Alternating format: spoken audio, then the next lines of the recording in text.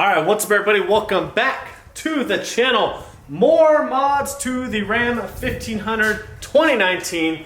So, finally, Travis McNutt is in town, the Travis McNutt with Ceramic Pro. And he's done all of my vehicles before, which I'm always super proud of. And if you don't know what Ceramic Pro is, he'll go into more detail, but essentially, it's a protection layer that makes the maintenance of your vehicle washing easier, prevents swirls when you wash your car and you dry it with towels, which you shouldn't dry it with towels, you should try and blow dry everything off, air dry everything. But it really makes it easy to wash the vehicles. Like washing my Hellcat, for instance, it would get tire rubber from the track. That stuff would literally just fall off because of the coating and because of its hydrophobic capabilities. My F-150, when I had that and he coated it, I would just have to foam the truck and then rinse it off. I would rarely have to scrub anything off. Usually if you foam it twice, everything would just rinse off. So with this being a black truck, I'm really excited to coat it. I didn't want to get a black truck, but I knew if I was going to get a black one, I'd have to coat it to protect it, because as you know, black trucks, they show every scratch and piece of dirt. So I'm really excited to get this done. We've got to do some paint correction first. It's kind of hard to see on the film, on the video, but once we wipe it down some more, you'll actually be able to tell. But obviously, like, the paint looks perfect because it's dark in here, but once you put a light up to it, I don't know how well you can see it, but once you put a light up to it, you can start to see swirls and scratches in the paint. Like I said, it's really hard to see. It's just too dark in here. But once we, that's what I'm about to do actually, is I'm about to go grab some lights to put in here, because we have all three of the cars in the back shop and we don't have anywhere to put them, so we had to use the front garage to coat the Ram. So first thing, once he gets back, is before he gets back, I'm gonna hang some lights up. But once he gets back, we're gonna wipe it down to prep it, and then he's gonna start paint correcting it, see how far he has to go. Hopefully he doesn't have to do too much paint correction, because that does take a lot of time. But the paint's not too bad, honestly. It's a brand new truck. It is black, but Ram's paint is pretty good. And I'm really excited because if you saw when I held the phone up to the paint, it's got a nice deep sparkle in there, kind of like a goldish flake. It's called a diamond clear black coat, something like that is the paint coat. I can't remember the exact color, but so I'm really excited to see that kind of pop out from him paint correcting it. The dealership never paint corrected it, so that's the good thing, is it's a fresh surface. There's really no orange peel on the truck. I mean, there might be some slight orange peel, but nothing that he has to sand out, so that's a good thing. But yeah, so I'm gonna hang some lights. He's gonna come back, we'll prep it, start paint correcting it. I'll show you guys all the process. And then he's actually going to ceramic coat it. I don't know how many layers or what we're going to use. I'd assume we're going to use 9/8, just don't know how many layers of it he's going to put down. And hopefully he has some interior stuff, and we'll do some ceramic coat on the interior, protect the leather, protect the dash, and just it really makes everything so much easier to clean, and it just protects it. It's just another protection. It's almost like adding an extra clear coat. That way, if you get a scratch in it, you're scratching the coating and not your actual clear coat, because you can always apply another coating. But this stuff, this 9/8 from Ceramic Pro, is really strong. So without further ado, I'm gonna go get some lights, because it is way too dark in here to be paint correcting and to be coating properly. So I'm gonna go get some lights, and we're gonna light this place up. This is one stage, little compound. What'd you use? Americana 1500. Where is that? Where is it at? It's in a label-less bottle. Non-labeled. Americana compound 1500. With which pad? Americana microfiber cutting pad. So that's my 1-2. Usually is the Americana 1500 compound. It's a diminishing abrasive compound, so it starts off with a lot of grit, finishes more like a polish. You can go right into your polish from there with either an orange or black foam pad. So you think that's already ready to polish? You're gonna do one more stage? No, that's good. I'm just gonna buzz over it with some polish afterwards, and then. Look at that. Can you show us this spot real quick? Can you compound that? Look how bad that spot is. Yeah. It's crazy. So you guys can actually see, because it's dark in here. It's kind of hard to see unless he's got his fancy light on it. But look at this spot. He's gonna compound that out. Yeah. Oh my. All right, give it the magic. All right. What's the technique here for anyone that's trying to do it at home or learn? So there's a lot of things to consider. What type of pad, keeping your pad clean, the amount of pressure, the type of machine you're using, the speed on the machine, the tempo which you're moving the machine. So usually whenever you're doing defect removal, it's the compounding step. It's the first step. So we're gonna go about 1 inch per second, running the Roops Bigfoot 21 Mark II at speed 4. I'm gonna make probably 3 50% overlapping passes over my section, breaking it down until the compound turns translucent, and then I'll wipe it off, check my work. If there's still some defects there, then I may have to do 1 additional pass. If it looks good, then I would move to the second step, which is just my finesse and an orange or black pad. All right, let's see it.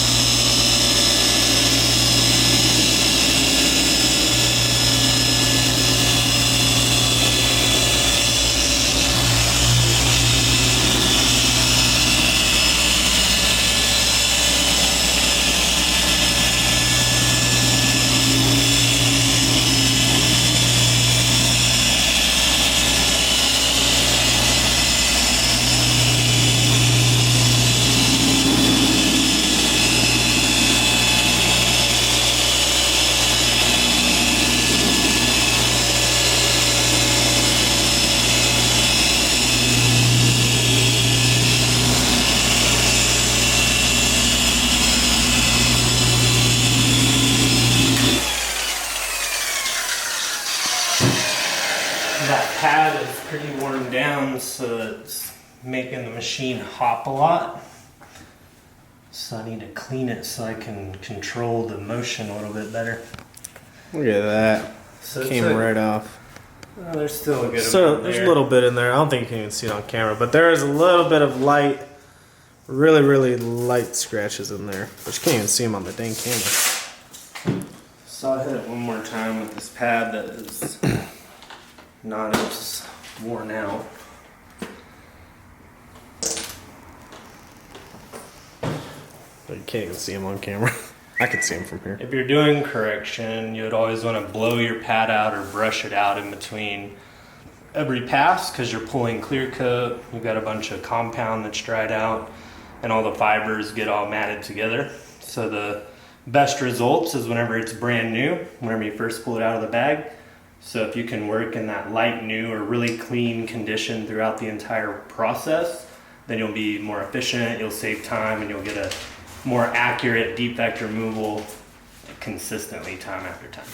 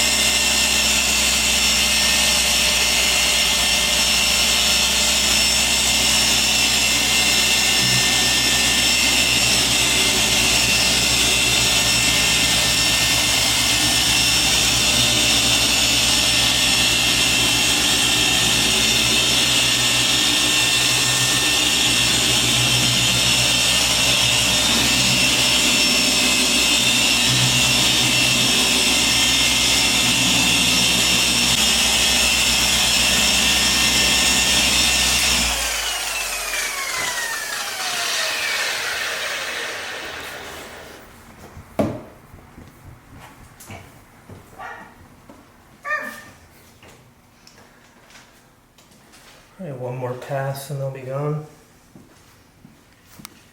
Okay. What up everybody, Travis here with Ceramic Pro. We're working on David's Ram 1500. We're actually going to be doing a paint correction, so we've ran some test sections on the door in order to dial in our process. So I'm going to tell you a little bit about the machines we're using, the compound polish pad setup we're using, a little bit about our technique. I'm going to be doing some instruction with Dave today on his truck so that he can kind of learn the process. This is something that he's been interested in just knowing for general knowledge. You know, you always have new cars. This is something that I have to do for him all the time. So I'm really excited that he's potentially going to take on this on his own, so I don't have to do it for him anymore. But, so we got our Roops machines. We're working with the 21 Mark II and the 21 ES. The difference in those, one is like having a naturally aspirated motor and the other one's like having a supercharged motor. So basically what that means is as we bring that machine down into these body lines, where this line here is, there's a safety. So the machine is spinning and oscillating. When it gets into these compromising positions, then it stops spinning and it only oscillates. So with the ES machine, which is the first version of this machine from Roops. All right, I got cupcake out of the way there for a second. So if you look here on this side of the machine, it's flush. And then I'm going to show you the other side. And you have 21 millimeters of hang. So this machine is oscillating side to side, 21 millimeters. It's also spinning. So to get the maximum functionality out of this tool, it needs to be oscillating and spinning. So the Mark II has that power upgrade. It's like having a supercharged over a naturally aspirated from the ES machine.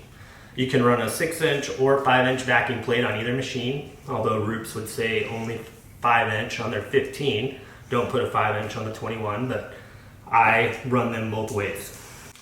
So another thing that I've done to both of these machines is added a washer mod. Now, if you look right here, this nests onto the counterweight of the machine. So what I did is I took a washer and you file down the sides here and here, and you nest it in there, and that gives you a little bit more performance out of the machine. It's so it delays the safety, or it's almost like a torque converter. It allows you to have more torque for a longer amount of time. So we're going to be using 1500 from Americana here, which is a diminishing abrasive compound, and then we got Finesse, which is a polish. We're also using the Angel Wax Resurrection. So typically you would compound. That's your most aggressive step. That's how you remove defects. Basically, whenever you look at the paint surface, you have scratches like this. So whenever we're compounding to remove defects, we're running the machine over it and we're basically just leveling it out. So we're leveling down to here and that makes it flat. Then to remove deep defects, we cause little defects, micro marring from the compounding or the abrasives of the pad and the compound. So then we would come back with a polish and a less aggressive pad, and that's just to remove the evidence of our compounding or defect removal step. So we also ran the Resurrection, which is a diminishing abrasive compound. The abrasives start out like this. As you cycle it and work it, they get fine. So that means you get a lot of cut in the beginning, but it finishes out really nice to where you don't always have to do a final polishing step. So I did that here on this side of the door, and it came out really nice. So we're gonna give Dave the ES with the orange pad and the Resurrection and basically teach him how to do paint correction on his truck. She does not like the light on the camera. Do you have a USB plug to plug this in? So I absolutely do, Mr. McNutt. can charge. Whatever you want, you get. Whatever you want, you get. Color match light. It's 98 CRI on the color return index. It emulates true sunlight. So basically this is like having true point sunlight anywhere on the car at any point in time. And we'll demo it for you after David gives me a thing so I can charge it. On the paint, just on the edge of the line, just past the rubber or plastic you're trying to cover. That way the paint has something metal to stick to. It's less likely to pull up and gunk up when you're trying to run over it through the correction. try to run it all as one line. You can just basically hold a pinch point, change the direction of the tape. That way you don't have to tear the tape.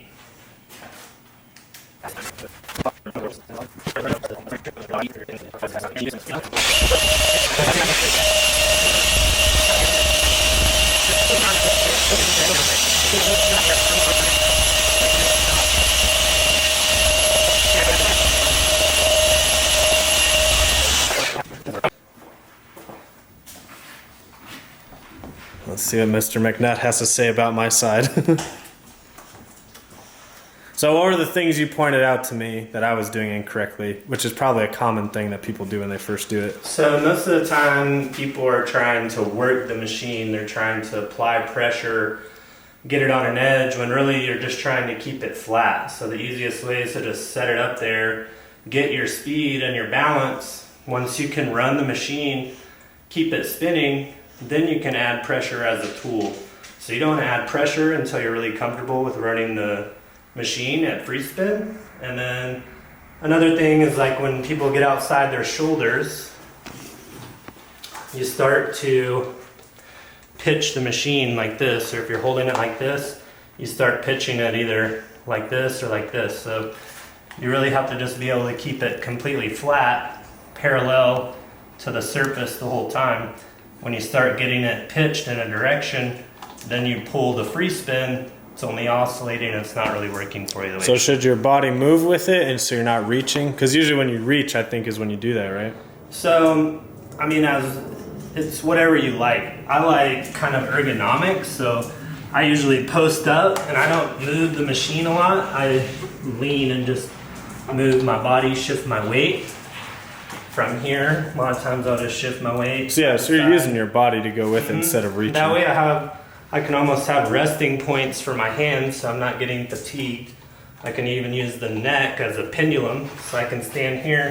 That way I'm ergonomic and I can up, down, and it's not really taxing on my body, and I get a good balance. So.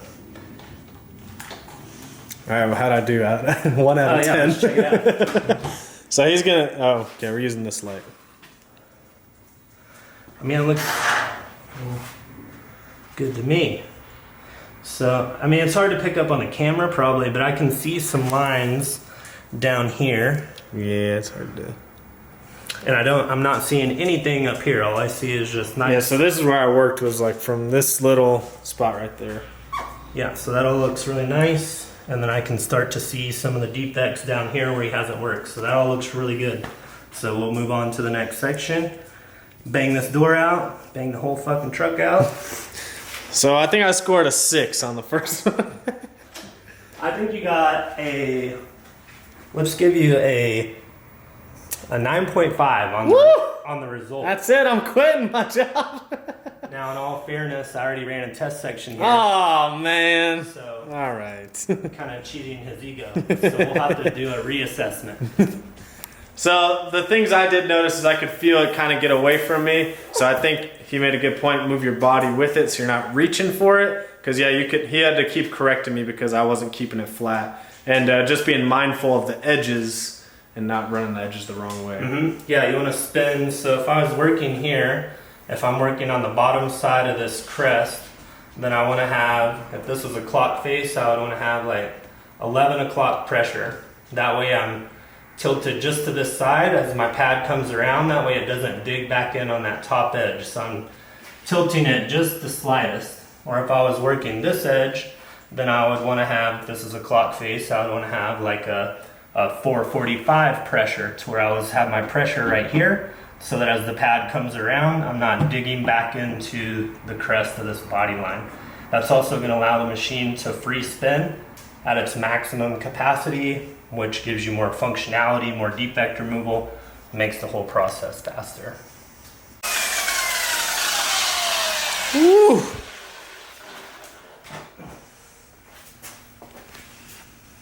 Look at all of that.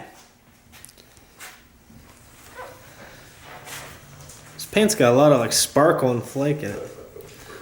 I like it. I know, I asked him, why'd you buy a black truck? Black's a full-time job, not a color. I bought it because you were going to coat it. I would only buy a black truck if I was going to coat it. That's why I said in my video earlier. So you can still, you know, this isn't a miracle product. Yeah, yeah. It definitely is a sacrificial layer that's going to be much more resilient than clear coat, 3 to 4 times as hard. Most of it comes down to really good prep work, making it look very nice before you apply the coating, so you're locking in the paint to that state. And then from there, just having really good maintenance practices, never trusting just any random person to wash the car, no tunnel washes, friction washes. And if you do that, then you can keep it looking really nice. So you can have a black car and it can look good. You just have to be ready for the maintenance. It takes a lot of time, yeah. And make sure you protect it properly. You just have to make that choice that you're not going to have that one bad wash. You know, you can't have your car be dusty and you want to go for a cruise and you wipe all the dust off in the garage. I mean, just doing those types of things can scratch it. It's basically like having a bunch of dirt on here and then grinding it in. It's like sandpaper. So you got to remove everything you can with water and chemicals before you start to rub on it. When you do, you need to have a mitt, lots of water, soap to create lubricity, and carry the things away. It's looking good. Alright guys, so little update. We've got the driver door, driver fender, half of the hood, passenger door on the driver's side, all finished up. So the only thing we have left on this side would be the bed side, and then we're going to flip the truck around because there's more room on this side. Oh, and we got to do, yeah. So yeah, do that. Got to do the top piece. Yep. It's pretty. Is your light charged or not yet? Oh yeah, it's over here. See if we can see some of this flake. We'll see it when we take it outside too, but it looks pretty crazy. This paint is sick. Oh yeah, look at that flake in that paint. That's freaking sick. Defect free, no swirls, scratches. There we go, right there's a good. Man, that looks good. Holy crap. And that was angel wax, right? We switched to the angel wax? Yeah, so we got the Americana Global orange, medium, middle of the road pad, and the angel wax resurrection. We're just doing basically smaller sections, 4 on the Mark II. He's running about 5 on the Roops 21 ES, and 3 to 4 overlapping passes. Good, solid tempo, not too slow, and it's knocking it down really good. Yeah.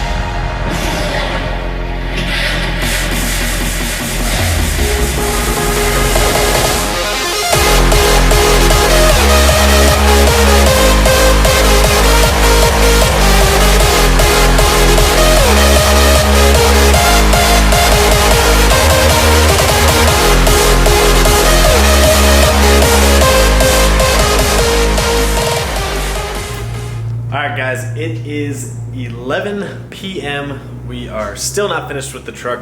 Once we started compounding the whole truck, we found some scratches we didn't like on the hood and on some of the fenders, so we started to recompound them and do kind of like a stage 2 and stage 3 paint correction, which was good for me because I'm learning. And but yeah, huge shout out to Travis and Sky for working on the truck. They put in so much time so far already, and there's still so much left to be done. So we're pretty much done compounding the truck, and in the morning hit a couple spots that we're not too happy with, make sure they're 100%, and then we'll polish the entire truck, and then we will finally coat it. So by tomorrow around lunchtime, the truck should be coated and being cured inside. And Travis started working on the interior while I was working some spots on the truck with the buffer. So huge shout out to Travis we will finish this video tomorrow. It's going to be a long video, but I think you guys are going to really like it, and you should learn a few things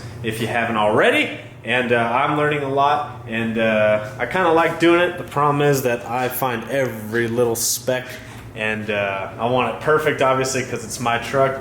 And you know, even if you're working on someone else's vehicle, you want it perfect. But it's pretty cool learning all this stuff and learning how to take out certain scratches and what you can and can't work with. And so it's really cool. Other than that, the paint's been pretty easy to work with. We just found some scratches that were a little deeper than we thought. So like I said, we had to go to like a stage 2 and stage 3 compound, just go over it more than once and then just polish it out. So tomorrow morning, we're gonna work on polishing the truck, and then we'll get it ready and we'll show you guys the ceramic coating process.